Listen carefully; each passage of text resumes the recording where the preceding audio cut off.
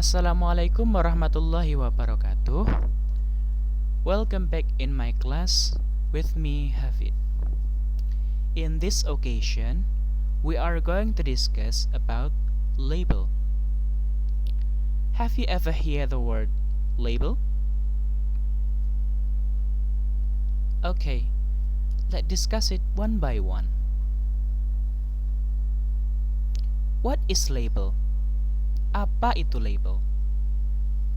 A label is a piece of paper, plastic film, cloth, metal, or other material affixed to a container or product on which is written or print information or symbols about the product or item.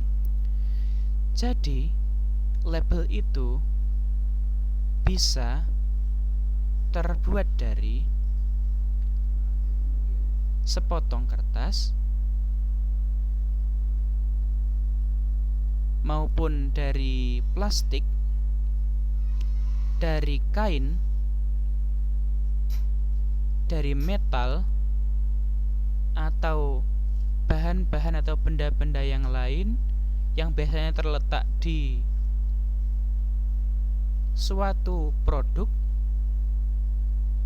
yang dimana di dalamnya telah tercetak informasi mengenai simbol-simbol atau yang berkenaan dengan produk tersebut. The purpose of the label is to show information about composition, direction, indication, how to use, benefits of product, or etc. Jadi, tujuan dari adanya label tersebut adalah untuk memberikan atau menunjukkan informasi mengenai komposisi, direction atau arahan, indikasi, cara penggunaan produk tersebut, keuntungan dari produk tersebut, dan yang lainnya. Label divided into two. For the first, label text of food and drink. Jadi yang pertama adalah label makanan dan minuman.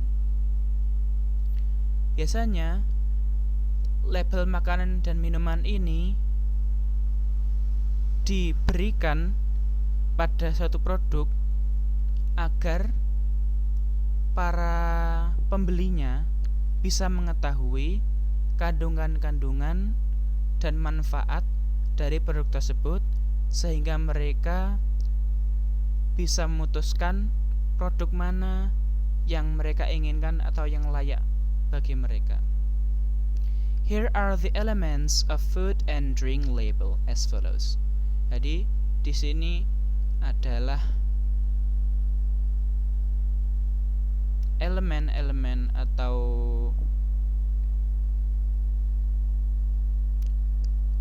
kandungan atau dari makanan dan minuman.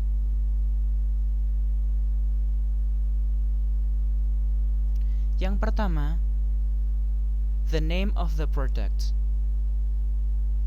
Nama dari produk tersebut. Yang kedua, the description of the product. Deskripsi atau keterangan dari produk tersebut. Yang ketiga, the content or amount of the product in the package. Yaitu kandungan atau jumlah banyaknya produk tersebut pada kemasan.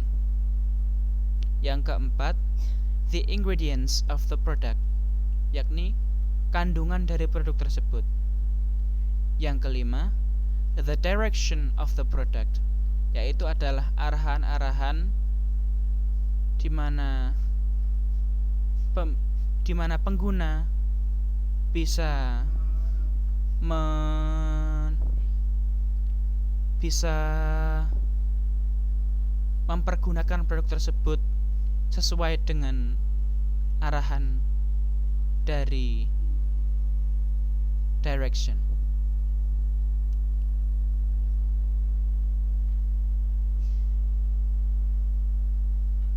Yang keenam, the direction to store the product, yakni adalah arahan atau anjuran untuk menyimpan produk tersebut. Dan yang ketujuh, the expiry date of the product, yakni adalah masa kadaluarsa atau masa berlaku dari produk tersebut.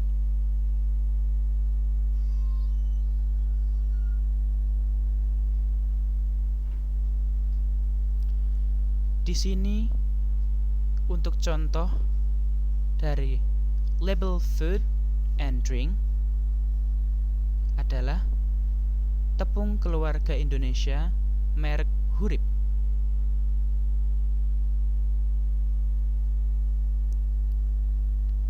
Bisa kita lihat untuk komponen yang pertama, name of the product. Nama dari produk ini sangatlah menentukan. Sebagai brand yang tentunya untuk menarik konsumen, maka harus dibuat nama-nama yang bisa melekat atau bisa diingat konsumen secara luas. Yang kedua adalah description. Description mencakup yang ada di sini ada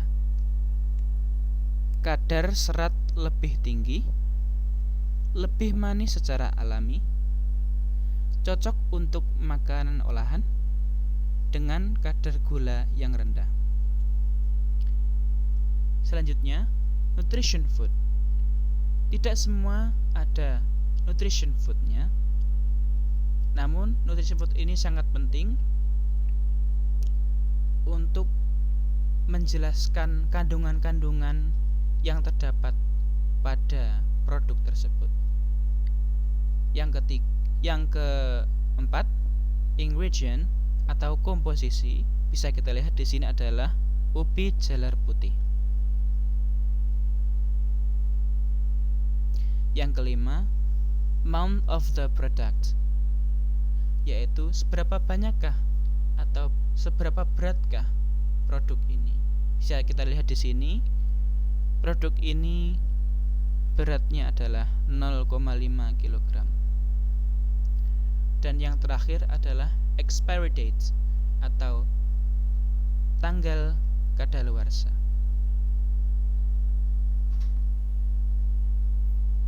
Oke.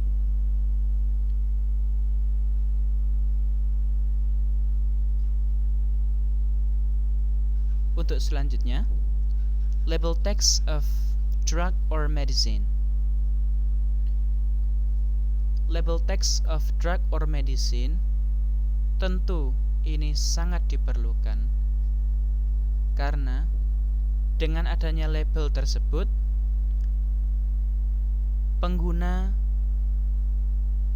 bisa mengetahui apakah kandungan-kandungan yang ada di dalam obat tersebut, dan juga tentunya bisa mereka konsultasikan dengan dokter ataukah apoteker untuk seberapakah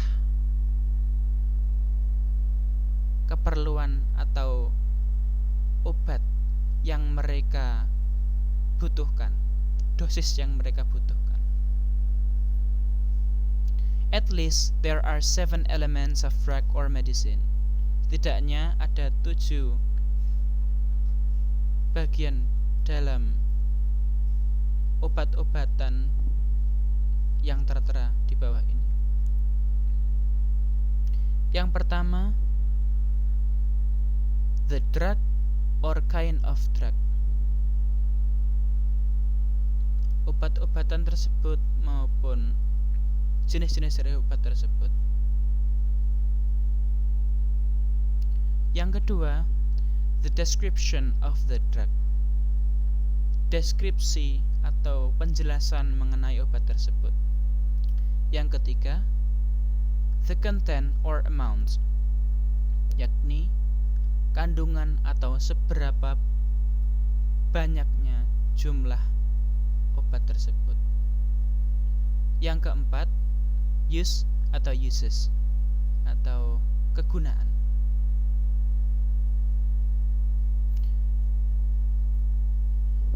Yang kelima, the direction for use and dosage. Anjuran penggunaan maupun dosis. Yang keenam, the direction for storage, yakni adalah anjuran penyimpanan maupun arahan untuk menyimpan produk obat tersebut. Dan yang terakhir, the expiry date atau tanggal kadaluarsa.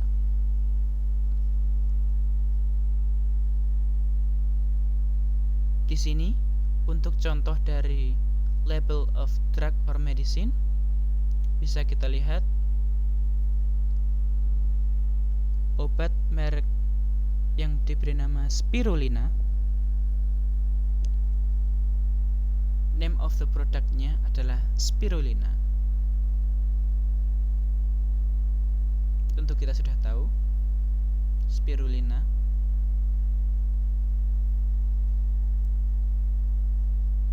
Yang kedua adalah ingredient atau komposisi.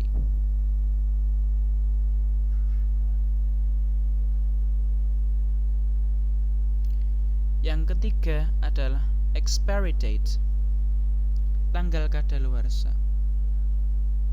Mengingat sangat pentingnya tanggal kadaluarsa karena untuk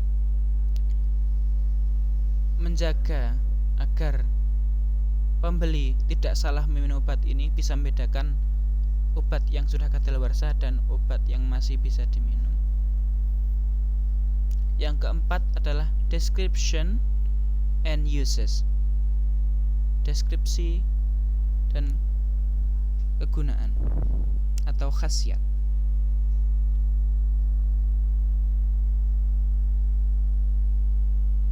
Yang kelima, dosage atau dosis atau aturan pakai. Bisa kita lihat di sini untuk merek spirulina, aturan pakainya adalah 4-8 tablet 3 kali sehari. Yang keenam, storage atau anjuran penyimpanan. Tentu kalau obat pastilah yang seperti tadi di sini. Bisa kita lihat, simpan di tempat yang sejuk dan terhindar dari sinar matahari langsung. Yang ketujuh, amount atau jumlah.